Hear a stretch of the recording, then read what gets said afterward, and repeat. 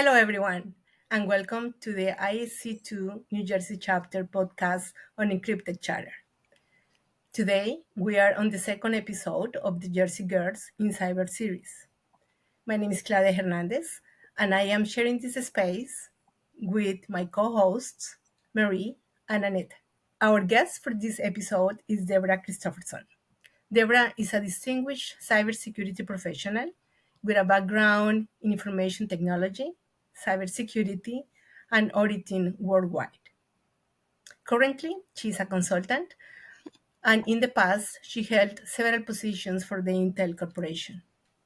She is a published author and industry speaker. Welcome, Deborah. Thank you very much. And now I hand it over to Annette. Thank you. Hey, Deborah. I'm Hello, so Annette. excited to have you here Thank you. with us. And as Claudia mentioned, you have a very broad background I do. in different area in information technology, cybersecurity, and auditing. So what inspired you to pursue a career in cybersecurity? I'll say this up front. When I got hired for a job before this, somebody asked me why I had a general business, a BA in business instead of in technology. And I said, because I have the experience in the field, because I worked in IT so long that I pursued the degree in business. So the reason I got into cybersecurity was really before it was red hot. So if you see what my background is, that's why.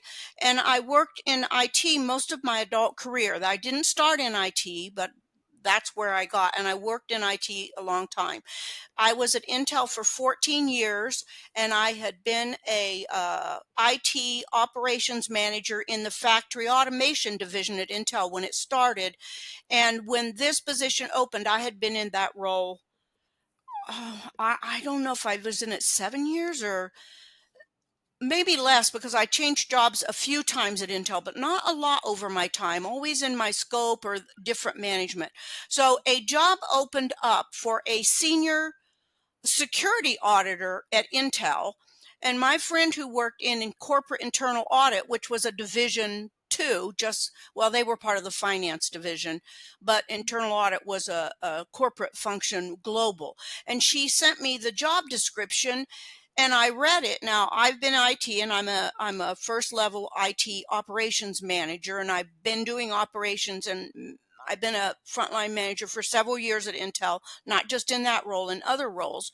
So I looked at the job description, and I was supporting the factories globally in that role and applications, and did installations of hardware and applications. And I also, when I came into Intel, I supported design engineering as a system administrator before I was promoted to be a computer IT operations supervisor for that group.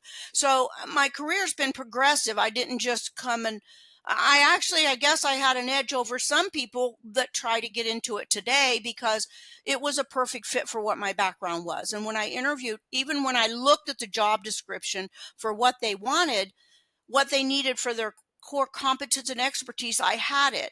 I didn't know what the word controls meant in security. I sure know what that means now. And I kind of had to learn that concept working in internal audit. And I got into security that way, where I literally audited security across the company, across the globe for Intel. And I can't tell you an experience that was more valuable than that. So I didn't actually pursue it.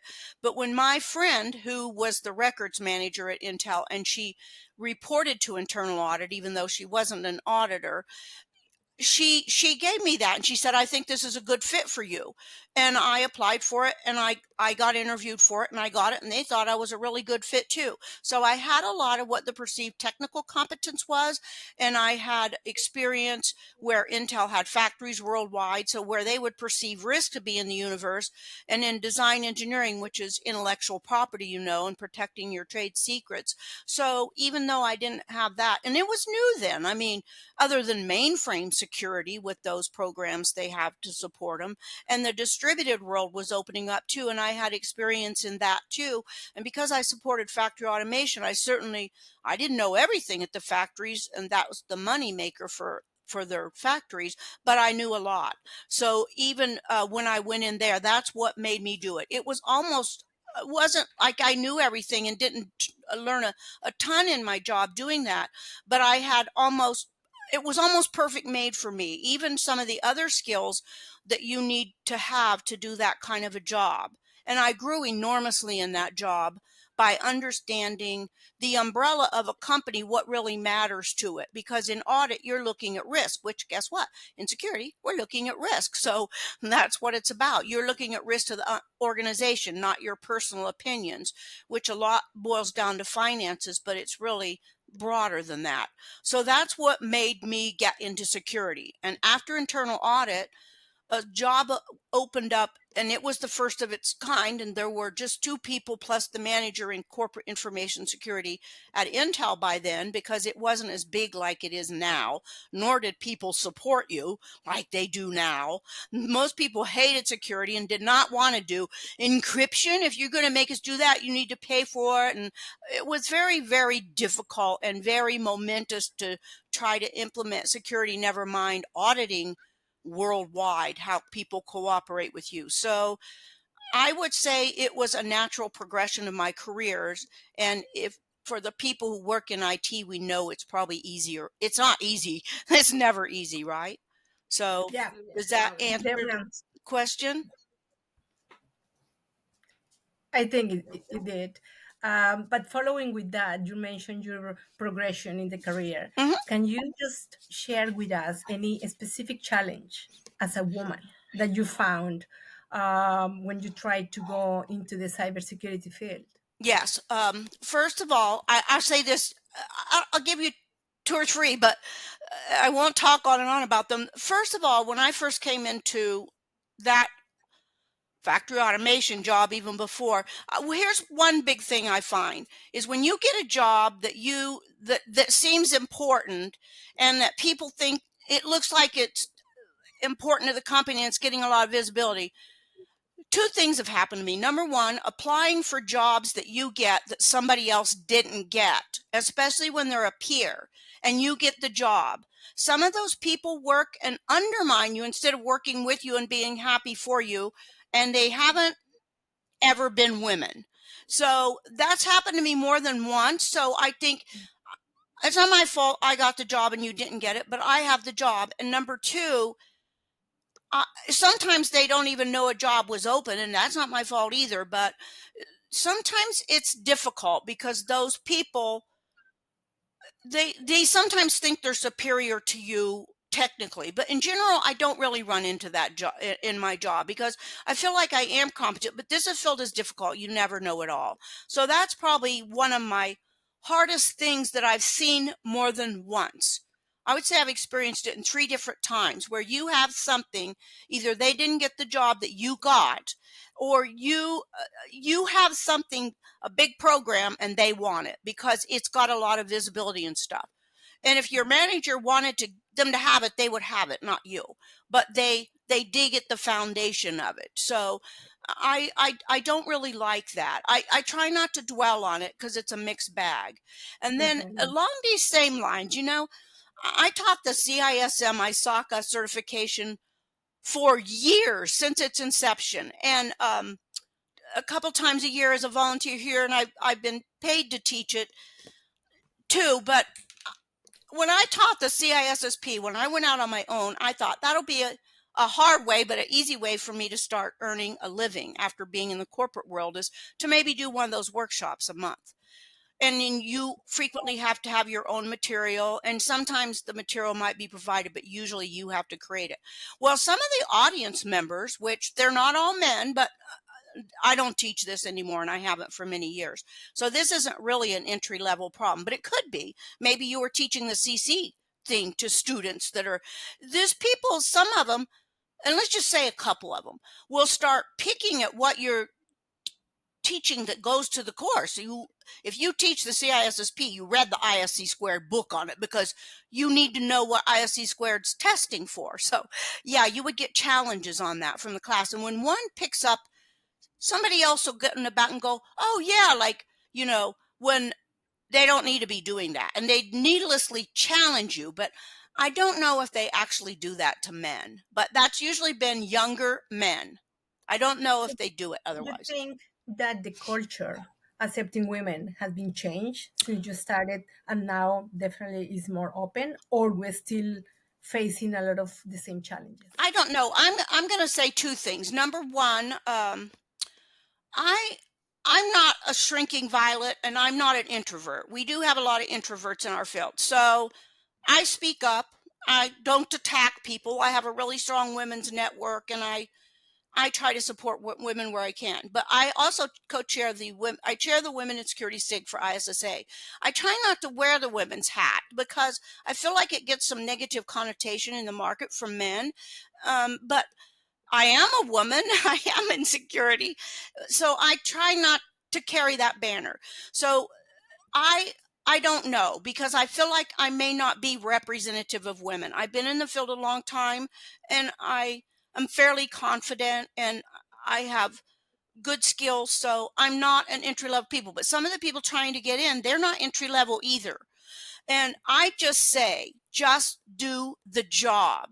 Don't try to worry about it. A woman asked me what we're not doing for ISSA at the chapter level to get more women in. And she asked me how many jobs I got from being a woman as a consultant. I never got any from being a consultant. I got them from being out there and doing them and pitching myself. So there wasn't any label ever put on as a woman.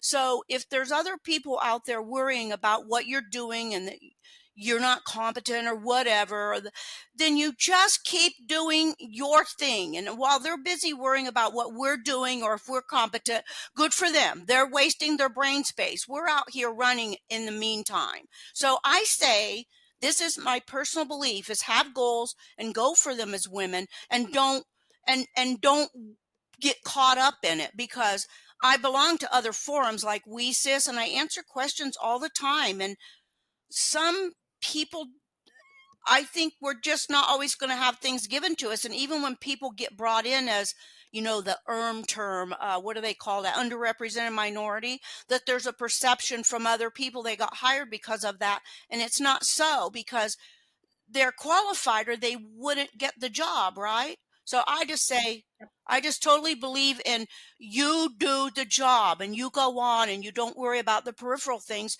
And if you put yourself out there, I think you're going to be okay. That's what I think. Thank you. Well said. So, You're welcome. what do you think? What are the most critical skills or knowledge areas for a successful career in cybersecurity? Well, I'm going to say, even though we don't always see it, and even though I just said we have a lot of introverts, that I think that communication skills are a differentiator. I think you can create a lot thought leadership for yourself, but communication skills and the ability to influence, which means having a network, because that's part of how you influence, and be able to articulate yourself. So I personally think, from a success standpoint, and women can do this, there's nothing holding you back. In fact, sometimes I think we have an edge over men for communication and influence. I'm not saying that it is black or white, but I think those are critical skills for you to have. Today, cloud matters. It's cloud everywhere. It's been cloud. So if you can get cloud skills, it's good to go get cloud skills. AI is the shiny object today, but it's really more than a shiny object and a trend. So if you can educate yourself to some capacity as to what that means in your business environment, you have a leg up. So those to me are the pressing things. And for your business, now you see I'm talking strategically, but if you don't get this, sometimes people that are better at working with customers and other people do better on the job than the people that are super technical. And I'm not saying I don't have competence technically. I do, but I'm not a code developer or something. In fact, I got interviewed one time for a job that I was recruited for, and the person queried me that I was replacing about my code development. Did I know this and that? And it wasn't anywhere in the job description. He was extremely rude, and I bowed out of the job, and I didn't tell them. I did not finish my interview with that person. I called the person who brought me in and asked, could I move on, because this interview is not going anywhere, and I did not take that job, and I did not pursue it. I was never talked to so rudely, and it was challenging my technical competence. So you need technical skills. You need to stay on top of the field and the trends, but getting down in the nitty gritty, maybe you need that for your job, but maybe you don't. So stay current. That's what my input is on the skills that we need in the job. It's a broad field. We all know that, right? Absolutely. And just to kind of carry on with that conversation, Mm-hmm. what do you think the steps are that the cybersecurity industry can take to become more inclusive for women? Were any of you guys at RSA on the floor, at the RSA in San Francisco? Not that you had to. Everybody thinks everybody goes, but they don't. No. Okay, there was a display there, and it was two women in cocktail attire with the long dresses, and they had on lampshades. So I just couldn't think of who the target audience was, and both of those organizations are reputable. I didn't even understand why you would think that. So I just say, who decided that ad and who approved it, and not just what was said about it. When you go, what is that message? And it was inviting you to this cocktail reception, but still the lampshades, and they're real women and they have lampshades on their head. It's stupid. So I would say one thing is, this was, in April. This is 2024. It's not 1999. So no pictures, no marketing, no ads of women that are inappropriate, whether it's low cleavage. Like, there was an ISSA conference in Dallas a few years ago, and I look at it and I go, that's not a member. Is that somebody's wife dressed in cocktail attire with this guy that's an engineer that has a badge on? She has really low cut dress, and it's nice. We were in cocktail attire, but that was put up in the stuff for the Intel thing, and I go like, I wasn't a picture I thought represented ISSA professionally, but I'm sure people liked looking at her. She was an attractive woman. So I think that we should, I don't think women are creating those campaigns. So I don't think we should be represented. Never mind all the stuff they used to have at the booths at these things that don't happen anymore. So I think that's one thing. There's another thing I still see that goes on that I'm a little surprised, but I'm going to say it anyway. It's men will have pornography on their laptop, some at work, and I'm not talking about firing you because you have pornography at work. I'm talking about walking by people's cubes and there'll be a couple of them watching it on their laptop. Now, there's not as many people in offices, so there's not as much of that. But it's so odd. I mean, I don't know why you would think that was okay. It's not okay, and it's against most policies. But why are guys doing it? Also, they go to lunch in groups to some of those stripper places, and you'll only know when you hang out a lot of them in the network. And it's like, or going to lunch where they go like, and they want to go to Hooters, and they do, or there's another one where you're going in to look at the merchandise, not the food. So I find those. I know men don't care if we like it, but I don't like it, and I'm not going. So if I know, I'm not going to go. But I'm not saying I used to be young. I did, but still. So that. And then I already said that I have a strong network of women, and I support women, and and I have a strong network of men too. And I've had a lot of good managers that are both. But I'm going to say it again, for being more inclusive is take the lead as women. Take the lead, speak, write, step up, manage your career, be a chapter leader. I mean, do something like you guys are doing to make a difference. Don't wait for someone to open the door. So that's what my bottom line is for it, other than these things that maybe we control and maybe we don't. But those are certainly not friendly of women. They're not like cutting your head off or anything, but they're weird. So Sometimes you have to build the door, to walk through it. no I completely. kidding. What Curtis moderated this, my colleague and friend, she moderated a speaking thing at a Nashville event, and it was called if you can't be part of the table, bring the table, something like that. So anyway. Exactly. So can you share a story of a time where your leadership made a real difference in cybersecurity, Debbie? Yes, and sometimes, gosh, probably people trying to get on our field think it should be easier than it is. But I don't think the career's ever been easy. I think it's progressive and went on. So one of the hardest things that I took on is when I got the first Arizona Site Security Program role, which was after my audit role. And when that job opened, it was like a template. In fact, it was the template that they were used at other major sites later. So I got the first one. So not that there was a guarantee that was going to happen, but when I got that job, I was so excited because I was the security program manager for the site of Arizona for Intel with 10,000 people at the time, and to set the program up for what security was going to look like for that site as the representative. That was pretty cool, but I didn't have any staff. That was okay with me. I was really still excited to have the job, but I got given disaster recovery. So now I don't know if you've ever done disaster recovery. I have a job with no staff that I'm trying to implement a new program when people already don't support and like security. So I don't want to do disaster recovery, but my manager told me to do it. So I'm not. It's hard too because it really isn't funded and it's not staffed, and I'm trying to work across these different groups that I also work with for security. And the managers are saying, of those people I'm trying to get to help me, why are you doing this? It's not funded. So, like when I did a report out to IT staff, and I point to my manager and their manager, that's why I'm doing it, because I'm getting challenged when I'm presenting. Why are we hearing about this? Why are you doing this? So, also, it was suggested to me, I really struggled. I had to read a couple leadership books on how to make progress in this, not just because I didn't want to, because I felt like I'm going to allocate 10% to this and 90% of this job that I want, that I took because I want. And it was a big deal to open up a rec and get a head count in it too. So somebody else at the company thought it mattered too, but now I don't want to do this job full time. It's not why I took the job. I don't even want to do it. So I did get a division award for that job, but it took me 2 years, and I estimated it would take me 1 year. And originally I was doing 90-10, and it got suggested to me is, why don't you do 90% instead of and 10% security? Nobody cares about that anyway. That's not what my manager said. So other people say, like, because I don't want to. So anyway, I did do it, and I pulled a team together, and I got an MRC in place, and I got a couple key reps out of the customer partner organizations that were really key to that site that were affected by it.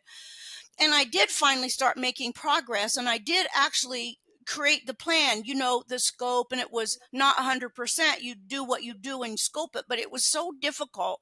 But I feel like it did make a difference. And even in those groups, like when we first created the incident response contact list, when you start going through that and it's not what you think it is, and your definition of an incident, some of those things weren't done. And when I reported on the progress in the staff, one of the managers said, that's not how my group works. That's not how it works at all. And I go, it is how your group works. It's exactly how your group works, because they're in those charts you made. I can't remember what those are called now.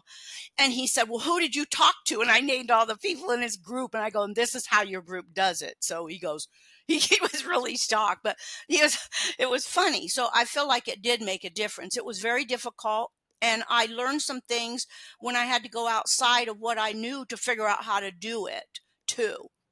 So anyway, that's a story. That's a very nice story. Thank you. Actually, we are getting to the end of this podcast. Thank you, Deborah, for joining us. There is more to come for the Jersey Girls podcast for the next episode. And I just want to leave you guys with this comment that Debbie started and Mary finished. Don't wait for anyone to open the door for you. Just create the door and go through it. Thank you. So thank you. Thank you, people. It has been amazing. We're hoping that you can join us again for the next episode. And thank you. Goodbye. Thank you, everyone. Thank you.